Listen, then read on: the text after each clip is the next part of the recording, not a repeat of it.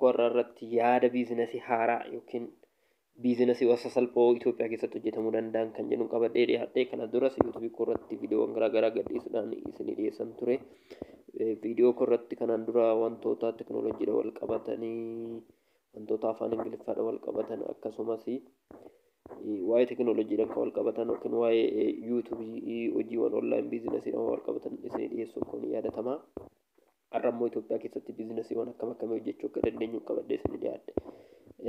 Jalqaba irratti biizinasiin Itoophiyaa keessatti hojjechuu dandeenyu yookiin bifa salphaadhaan eegaluu dandeenyu koffiidha. Mana bunaati jechuudha. Itoophiyaan biyya argama bunaa ta'uu isheerra kan ga'e aadaan buna dhuguu biyya keenyatti baay'ee baratamaadha. Kanaafuu biizinasii namni hojjechuu barbaadu keessaa biizinasiin inni tokko mana bunaati jechuudha. Mana bunaa biizinasii xiqqaadha yookiin haala salphaa ta'een eegaluun hin danda'ama. Maallaqa guddaas nama hin gaafatu jechuudha. Iddoo dursanii lookeeshiniidhaa fi iddoo maarkeetii filachuudha jechuudha. Maarkeet lookeeshinii jechuudha. Iddootti waan kana hojjetanii fi iddoodha jechuudha kan barbaachisu. Inni lammaffaan moobaayil fuud biizinas yookiin nyaatota karaa irratti jechuudha. Yookiin nyaatota xixiqqaa jechuudha. Fakkeenyaaf nyaatota aadaadhaan wal qabatan fakkeenyaaf nyaata akka biddeenii, caccabsaa, ukkaamsaa waan jedhaman kanneen hojjechuun ni danda'ama. Inni sadaffaan mana buutikiiti. Mana buutikii jechuun mana uffanni garaagaraatti gurguramudha. Biyya keenya keessatti uffatoonni hedduun biyya alaatti eksportii waan ta'aniif aadaan namni keenya uffata haala salphaadhaan argachuu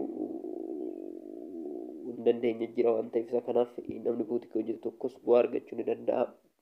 Inni kunis maallaqa guddaa nama gaafatu jechuudha eegaluudha fi inni kan biraa arfaffaan dikoreeshin sarvisiidha. Dikoreeshin sarvisii jechuun guyyaa barziidayii, guyyaa wiidingii yookiin gaa'ela irratti yookiin guyyaa dhalootaa fa'aa dikoreeshinii hojjechuudha jechuudha. Biyya keenya keessatti kaayaa'u guyyaan dhalootaa adeenya kan akka malee kabajamaati kan jiru. Namoonni biizinasii kanarratti yoo bobbaatan wuxxeetammaa ta'uu ni dandeechu. Inni shanaffaan laawundar sarvisiidha. Laawundar sarvisiin babal'ina magaalaa waliin wal qabatee kan dhufaa jirudha jechuudha.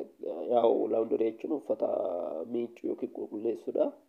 Dur namni keenya uffata ofumaa fi qulqulleeffata, amma garuu aadaan sun hafaa dhufeera jechuudha. Namni magaalatti mana laawundarii geessa jechuudha.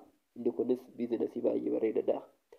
Biizinasiin inni ja'affaan footogiraafii fi yookiin viidiyoogiraafiidha jechuudha. Footogiraafii fi viidiyoogiraafiinis biyya keenya keessatti adeenya kana baay'ee waan barbaadamaa ta'aa dhufeedha jechuudha. Namoonni biizinasii kanas hojjechuun hin dandeechuu. Inni kan biraa torbaffaan isteeshinariidha. Isteeshinarii meeshaalee barnootaa fi meeshaalee teknooloojii dhiyeessuudha jechuudha. Inni kun naannoo manneen barnootaa naannoo waajjiraatti yoo hin banama ta'e biizinasii baay'ee bu'aa qabudha. Kanaafuu warri biizinasii hojjechuu barbaadan biizinasiiwwan kanneen keessaa isa tokko filattanii hojjechuu dandeessu jechuudha.